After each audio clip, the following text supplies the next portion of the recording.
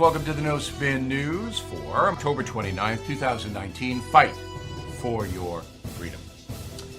Okay, now this is an important story. So, 2018, the highest total of tax collected by the federal government ever.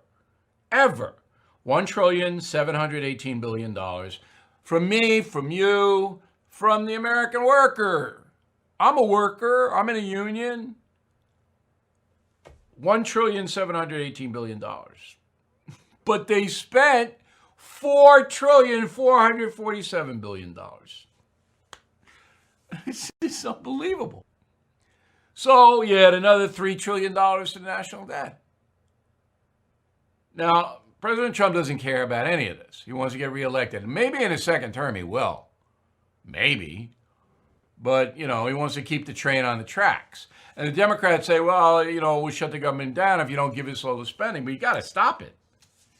So Department of Health and Human Services spent the most money, $1,213,000. That's got to be cut back. Got to be cut back.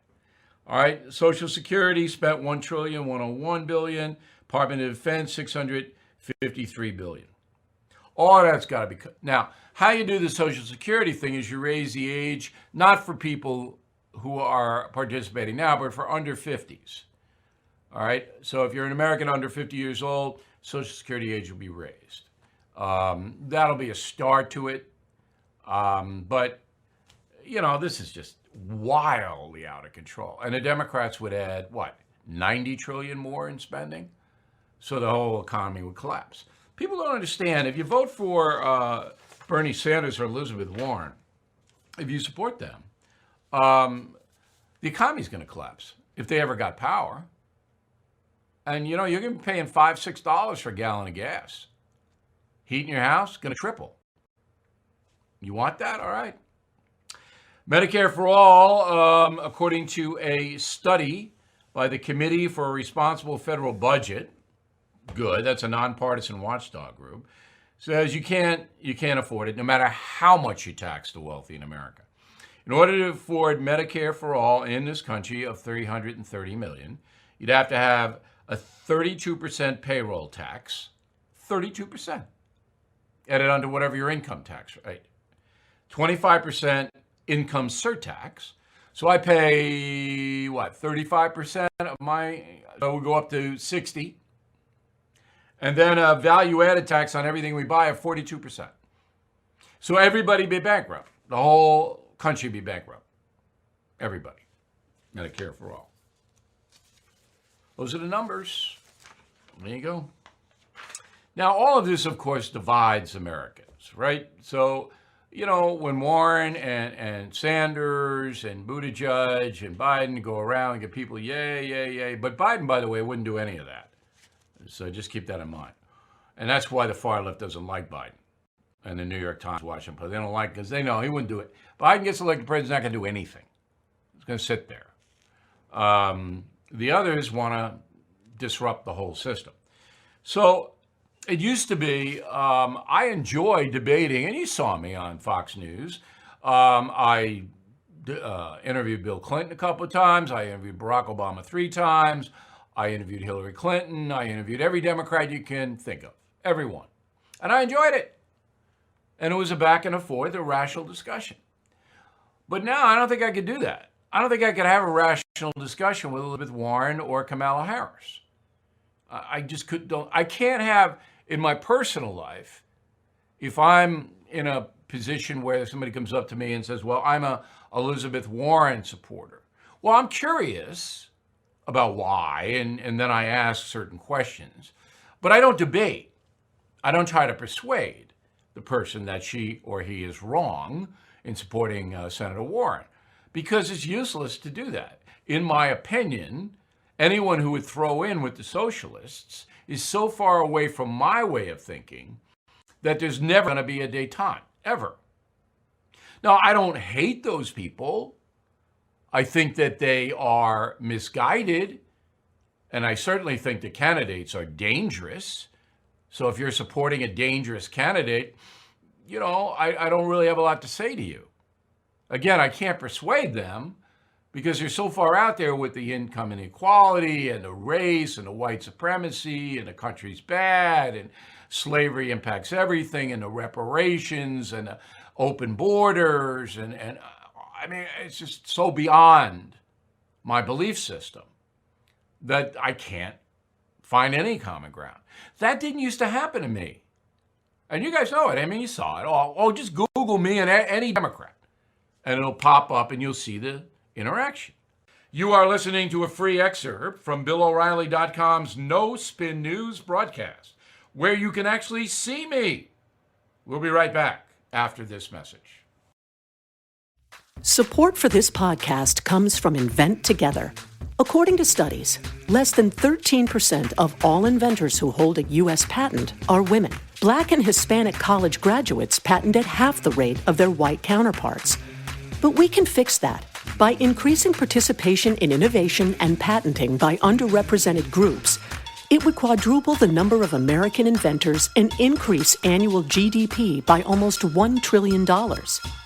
Invent Together is a coalition of organizations, companies, universities, and concerned citizens committed to ensuring that everyone has the opportunity to invent and patent. Because the more diverse the American patent system gets, the stronger and more successful our nation will become. What can you do to help diverse inventors patent and unleash economic opportunity? Find out at inventtogether.org. Learn more and take action today. Kamala Harris not doing well, 5% in the polls. Campaign is moribund, not going to get anything. I said she might be considered VP, maybe. But now Senator Harris is saying, well, she knows the reason why she's not doing so well. Go. I have also started to perhaps be more candid, talking about what I describe and what I believe to be the elephant in the room about my campaign. What is that? Electability. What do you mean? Electability. You know, essentially, is America ready for a woman and a woman of color to be president of the United States? America was ready for a black man to be president of the United States. And this conversation happened for him. There is a lack of ability or a difficulty in imagining that someone who we have never seen can do a job that has been done, 45 times by someone who is not that person. Well, that's the biggest bunch of malarkey. How about that word? I've heard in quite some time. Number one, the Democratic Party would be thrilled to embrace a black woman as their candidate. They want that. Being white works against Biden and Sanders. Okay? So that's the first thing. Number two, the reason Kamala Harris's campaign is nowhere is because she's a bad candidate. She is. I mean, nobody knows what she's talking about, has no charisma. Her record as Attorney General of California is abysmal. She can't explain why she did what she did in that state. I mean, come on. It's not because you're a woman of color, Senator. It's because you're a bad candidate who denied and continues to deny due process and who has no blanking clue how to connect with the folks. Nothing to do with your color or your gender. You are listening to a free excerpt from BillO'Reilly.com's No Spin News broadcast, where you can actually see me. We'll be right back after this message. Okay, the mail. Let's go to Greg on the message board. And by the way, the message boards are really lively. You guys should go in there, and if you want to have some fun, constructive fun, and learn stuff. If a Democrat wins, do you see the Republicans attacking that person like the left does now to Trump? I see it's a Barack Obama thing. When President Obama was in office, talk radio ripped him up pretty much on a daily basis. That's probably what would happen. John, left-wing media and Democrats have infiltrated the minds of so many Americans. It's going to be very difficult for President Trump to get reelected. I'm his only supporter in my neighborhood in Maryland. Depends where you are. Maryland is foregone. It's like New York, where I am. New York, they could run Jeffrey Dahmer on the Democratic side who'd win. It's just ridiculous. And Maryland's the same way. But in the heartland, in the far west, in the upper Midwest, Donald Trump's pretty popular. Linda, concierge member, lots of concierge members, which I have to tell you, Bill, I'm reading The United States of Trump. I can hardly put it down. This is a great book, and I'm glad I invested in it. I've read almost everything you've written. Keep up the good work. I'm glad you're enjoying The United States of Trump, Linda. We are in the marketplace now about 5 weeks. So we want everybody to think about gift giving that book. The more people that read it, the better for the country. And, you know, if you become a concierge member, you get the book free, or a premium member. So those are good gifts, and then you get free books, and you can do the math on it. See you tomorrow.